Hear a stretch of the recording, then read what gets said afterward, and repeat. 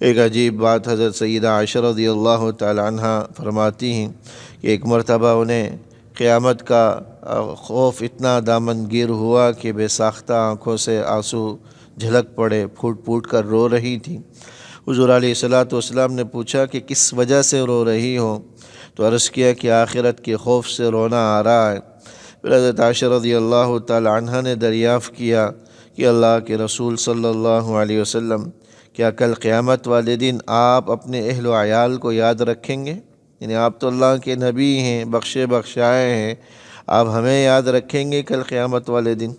اس پر حضور علیہ الصلوۃ والسلام نے فرمایا کہ ثلاثۃ مواطن لا یذکر احد، 3 مقامات ایسے ہوں گے کہ کوئی کسی کو یاد نہیں کرے گا۔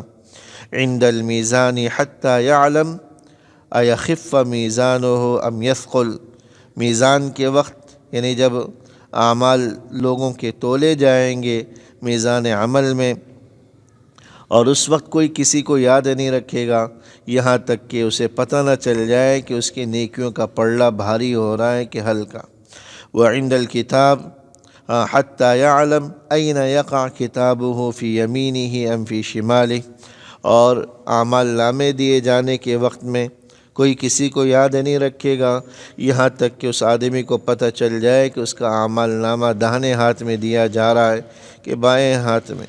وعند الصراط اذا وضع بین ظہری جہنم، اور پل صراط کے وقت جب اس کو جہنم کی پش پر اس پل کو پھیلا دیا جائے گا اور اس سے ہر آدمی کو گزرنا ہے۔ وَإِن مِّنكُمْ إِلَّا وَارِدُهَا، کوئی ایسا نہیں ہوگا کہ جو اس میں سے نہ گزرے، اور وہ وقت ہوگا کہ جب تک اس سے پار نہ چلا جائے کوئی کسی کو یاد نہیں رکھے گا۔